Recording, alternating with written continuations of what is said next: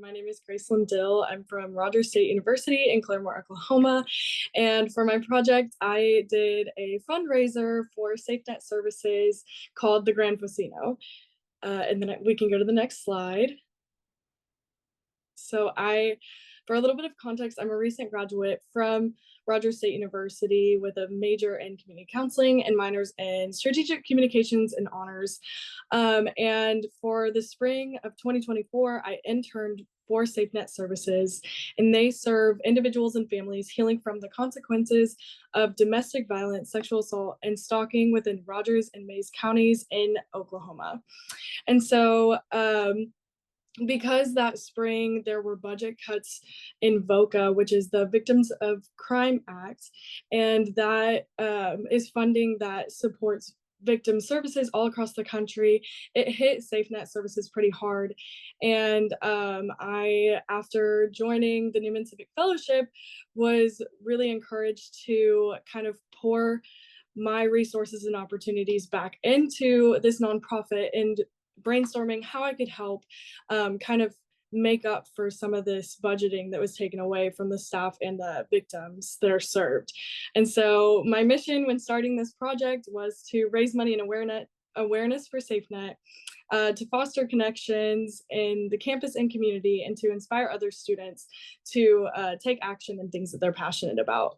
And so the vision, as you can kind of tell in the name, Fauxsino, was to just have a night of fun that builds on skills and strengths and connections that I've created throughout college, but to kind of throw together a big party in honor of SafeNet, but to raise money for them as well. So it kind of started from a little side gig that I had, helping out with a party company, and we would deal mock gambling. And so the night was inspired by that, to have like a Roaring 20s themed, just where everybody dresses up all nice and gets together for a great cause to raise money for SafeNet.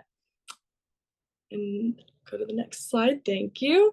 So a little bit about the process. It started out with a lot of brainstorming. I was really into philanthropy work and fundraising in high school, and I wanted to be able to bring that into leadership in college. And it wasn't until the Newman Civic Fellowship that I really felt like I had the confidence and the skills built upon to do that. And like I said, I pulled from some of the connections that I created in college and some of the leadership positions that I was allowed to be a part of, and then my passion for what SafeNet Services does for our communities.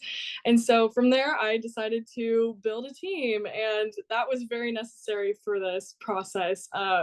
Had to go through and ask administrative figures if we could do something like this on campus, ask SafeNet if they were on board to create this initiative for them.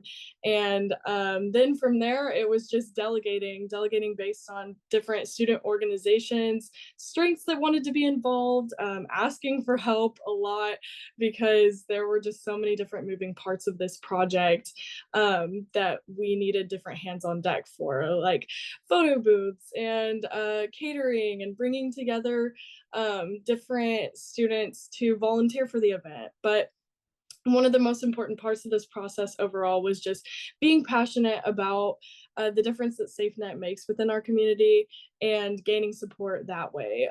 Going from door to door to businesses and kind of telling our story and SafeNet story, and getting people either to come alongside us to help plan or to support us through different sponsorship levels that we created for the event.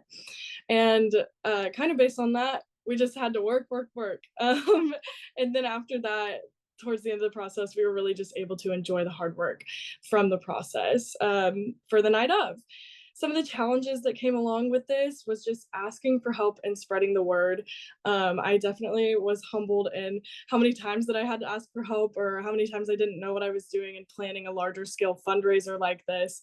And so that was a challenging part, but a really cool part of the process. And also not having a blueprint for something like this. We didn't know what to expect. We didn't know how much money to raise. I included a little picture of, like, I think a few weeks before the fundraiser, we had only raised $180 and had 6 supporters. So we had no idea if people were gonna show for this, but ultimately it went really well.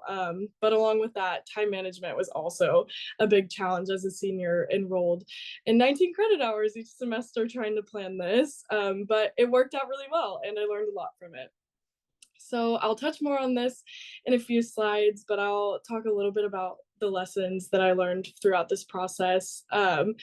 Making a difference was hard and is hard in general, but it's definitely worth the work. I think that we can all say that throughout this mini grant process. And passion is powerful. I think that not only did it help sustain me with my why throughout this process, but it definitely was contagious throughout it. And lastly, I gained a lot of insight into the world of nonprofit because they do so much hard work all the time. And this event alone was just one of the ways in which that I hope to kind of help support them in that.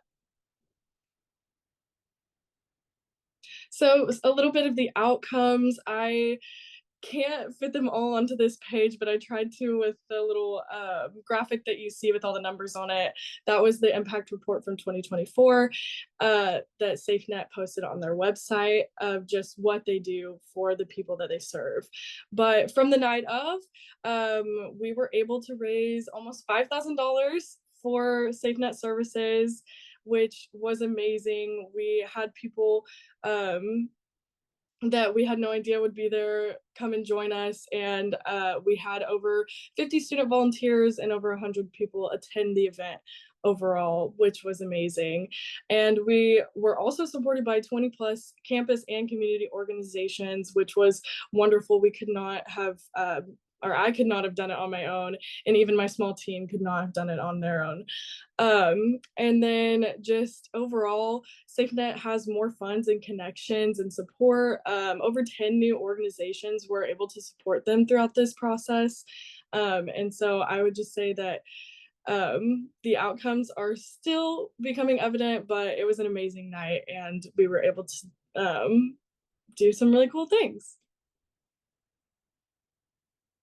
So moving forward, I will be passing the torch to Shelby Bass. She was my vice president and partner crime throughout this process, but she will be hopefully taking on whatever initiative she's really passionate about in this, but also doing a campus and community-wide fundraiser next year.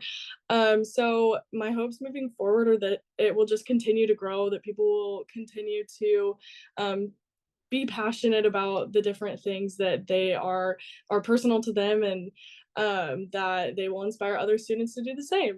And I will hopefully continue, or I will continue supporting other students in their initiatives and using the momentum from this one as I move forward in my career. And so I will just briefly touch on a few more personal growth moments for me.